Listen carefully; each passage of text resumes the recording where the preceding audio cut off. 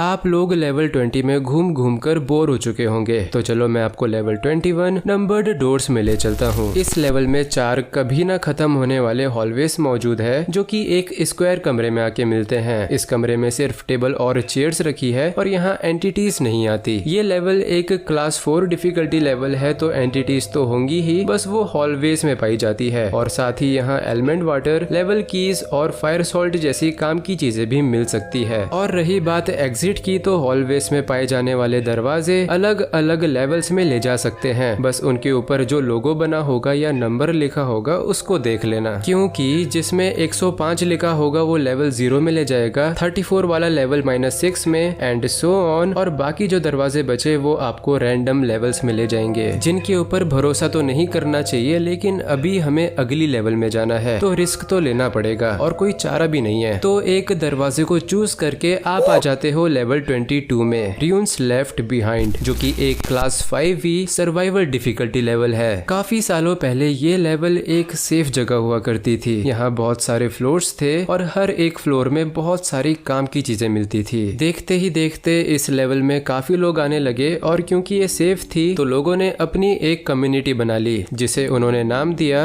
एमस्टेबल। हर floor में काफी लोग रहते थे, लेकिन धीरे धीरे इस जगह में राजनीति चलने लगी और ऊपर रहने वाले लोग नीचे रहने वाले लोगों पर दबदबा बनाने लगे। और इससे पहले कि कोई कुछ समझ पाता, लड़ाई झगड़ा इतना बढ़ गया कि नीचे वाले फ्लोर्स के पिलर्स टूटने लगे और फिर ये पूरी लेवल ढह गई। हजारों जानें चली गई और ये लेवल एक अनसेफ लेवल बन गई, जहां आज भी मलबों के नीचे उन लोगों की लाशें दबी पड़ी है जो समय रहते भाग नहीं पाए। इस पूरी लेवल में सिर्फ जंग लगी गाड़ियां और जमीन पर फैला मलबे का ढेर नजर आएगा, तो बेहतर होगा इस लेवल से बाहर निकल जाओ। डॉक्यूमेंट्स के हिसाब से अगर आप इस लेवल की जमीन पर बने गड्ढों में चले जाओगे तो दूसरी तरफ आप लेवल 23 में निकलोगे। Level 23 the petrified garden, survival difficulty class 4 question mark. ये लेवल एक बहुत बड़ा गार्डन है जिसकी ग्रोथ हमेशा बढ़ती ही रहती है। देखने में ये किसी अंडरग्राउंड बंकर जैसा लगता है, जिसके अंदर जंगली पौधे उग चुके हैं। यहाँ हमेशा ही अंधेरा रहता है और रोशनी सिर्फ चमकने वाले पौधों से आती है। यहाँ बहुत पुराने खंडर भी मौजूद है, जो कि असली दुनिया के पिरामिड के खंडर जैसे दिखते हैं। एक चीज याद रखना, इन खंडरों के अंधेरे इलाकों में मत जाना, क्योंकि वहाँ बहुत सारी एंटिटीज होती है और अनफॉर्चुनेटली इस लेवल से अगली लेवल में जाने के लिए कोई डायरेक्ट तरीका नहीं है। इसीलिए चलो लेवल 24 के बारे में बताता हूँ। दी मून, सर्वाइवल डिफिकल्टी क्लास 1। ये लेवल एक प्लास्टिक से बना सोलर सिस्टम है, जिसका साइज बिल्कुल हमारे सोलर सिस्टम जितना है, लेकिन यहाँ मून के अलावा और कहीं भी ग्रेविटी नहीं होती और सारे प्लैनेट्स एक लोहे की वायर से जुड़े हैं और सूरज की जगह एक बड़ी सी LED लाइट लगी है। सिर्फ इतना ही नहीं, ये लेवल एक कमरे के डेस्क पर रखा सोलर सिस्टम सेट है और पूरा कमरा उससे भी ज्यादा बड़ा है। यानी ऐसा भी कह सकते हैं कि हम किसी बैक्टीरिया से भी छोटे हैं और एक बियोफोर्ड नाम के इंसान के कमरे में पड़े सोलर सिस्टम सेट के चांद पर बैठे हैं। और इस मून पर 20 माइनर्स भी आते हैं, जो कि इस मून से प्लास्टिक खोद कर लेवल 1 में ले जाते हैं ताकि उस प्लास्टिक से सामान बना सके। खैर, अगर आप इस लेवल से निकलना चाहते हो तो माइनिंग करने वालों को बोलो और वो आपको लेवल 1 का रास्ता दिखा देंगे। लेकिन हमें तो लेवल 25 में जाना था ना। आदत डाल लो एक्सप्लोरर्स, अब हर लेवल के लिए एग्जिट नहीं मिलने वाली, ऐसे ही जाना पड़ेगा। Level 25 the quarter hub, survival difficulty class 0। ये लेवल देखने में किसी आर्केड जैसी दिखती है, बस यहाँ के ज्यादातर वीडियो गेम्स टूटे हुए हैं, कुछ जल चुके हैं और कुछ को शायद बेसबॉल बैट से मार के तोड़ा गया है। इस लेवल में एंटिटीज नहीं होती और इस लेवल से बाहर निकलना भी बड़ा आसान है। बस एक ऐसा वीडियो गेम कंसोल ढूंढो जो काम करता हो और वो आपको किसी भी रैंडम लेवल में ले जा सकता है। Level 26 other worldly, survival difficulty class 5। ये लेवल देखने में ऑलमोस्ट लेवल 0 की तरह लगती है, बस ये थोड़ी और अजीब है क्योंकि ये लेवल एक ही जैसे लाखों घरों को जोड़ के बनी है, यानी एक जैसे hallways for millions of kilometres. और एंटिटीज की भरमार, कुछ भरोसा नहीं कौन से कॉरिडोर के पीछे हाउंड्स का झुंड आपका इंतजार कर रहा होगा। खैर, अच्छी बात यह है कि यहाँ काम की चीजें भी मिल सकती है, जैसे कि element water, royal rations, level keys, fire salt वगैरह वगैरह। रही बात एग्जिट की, तो इस लेवल की सीढ़ियों से नीचे जाने पर आप लेवल बेसमेंट में जा सकते हो। अगली है level 27 the bunker springs, survival difficulty class 0। यहाँ एक हॉट वाटर स्प्रिंग है जो कि छोटी मोटी सुरंग से कनेक्टेड है। ये सुरंगें इतनी छोटी है कि इनमें जाने खाने के लिए रेंगना पड़ेगा, जो कि डेटॉक्स तो बिल्कुल भी रिकमेंड नहीं करेगा। यहाँ के हॉट स्प्रिंग में कुछ घंटों तक नहाने के बाद आपका स्ट्रेस और एंजाइटी कम हो जाएगी और आप पहले से ज्यादा खुश और प्रोडक्टिव फील करोगे। लेकिन प्रॉब्लम ये है कि अगर आप यहाँ एक बार भी नहा लिए तो आपको इस जगह की लत लग जाएगी और आप इस लेवल में फंसे रह जाओगे। Level 28 storm stone keep, survival difficulty class 1 question mark. ये लेवल 2 पार्ट में बटी है, स्टॉर्म स्टोन कीप और storm stone. Storm stone keep एक सेफ रीजन है जो कि लगभग 3 मील के दायरे में फैला है। इस इलाके में जमीन डार्क ब्लू और आसमान हमेशा हल्का नीला ही रहता है, ना रात ना सुबह। और यहाँ एक खंडर भी है जो कि पूरी तरह टूटा हुआ है लेकिन फिर भी रहने लायक है। और अगर कोई स्टॉर्म स्टोन कीप से बाहर गया तो वो पहुंच जाएगा स्टॉर्म स्टोन में, एक ऐसी जगह जो कि स्टॉर्म स्टोन से बनी है, एक काले रंग का मटेरियल जो कि बहुत ही ज्यादा फ्लेमेबल और एक्सप्लोजिव है। और अगर चलते समय गलती से थोड़ी सी भी हीट प्रोड्यूस हुई तो ये पूरा इलाका फट के जल जाएगा। रही बात एंटिटीज की, तो यहाँ दी ब्लू नाइट नाम का सेफ क्रीचर रहता है जिसके ऊपर मैंने एक पूरी डेडिकेटेड वीडियो बना रखी है, तो आप चाहो तो आई बटन पर क्लिक करके देख सकते हो। Level 29 Hyperion, survival difficulty class 4। ये लेवल समुद्र के बीच मौजूद एक आइलैंड है जो कि ऊंचे नोकीले पर्वतों से ढका है। जिसके बाद अंदर की तरफ है इस लेवल का घना जंगल और फिर आती है यहाँ रहने वाले लोगों की बस्तियां। और ऐसा नहीं है कि आपको इन लोगों से खतरा है, लेकिन इन लोगों के अपने नियम कानून है जिन्हें आपको फॉलो करना पड़ेगा। इस लेवल की मेन सेटलमेंट का नाम है हाइपेरिया, जो कि इस आइलैंड के बीचों बीच मौजूद है। रही बात एंटिटीज की, तो इस आइलैंड पर कोई भी एंटिटी नहीं पाई जाती। यहाँ जितनी भी एंटिटीज हैं सारी समुद्र में पाई जाती हैं और सबसे खतरनाक एंटिटी जो कि समुद्र के गहराई में सो रही है, आकार में इतनी विशाल कि एक बारी में पूरे आइलैंड को निगल जाए। अपने शरीर से सोते हुए भी ऐसी मैग्नेटिक फील्ड क्रिएट करती है जो कि उसके शरीर के आसपास एक जानलेवा वर्लपूल बना देती है, जिसके नजदीक जो भी गया वो हमेशा के लिए गहराई में खो गया। इस एंटिटी का नाम है क्राकेन, देखने में एक ऑक्टोपस जैसा, और उम्मीद करो ये कभी जाग ना जाए। Level 30 shift beyond reality, survival difficulty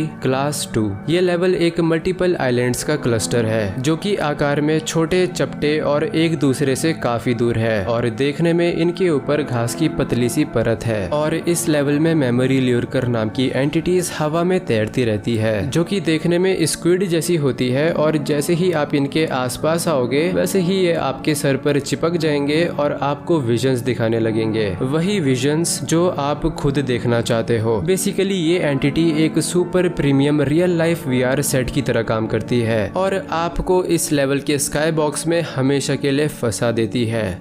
सो VR एंजॉय करो, मैं चलता हूँ, बाय बाय।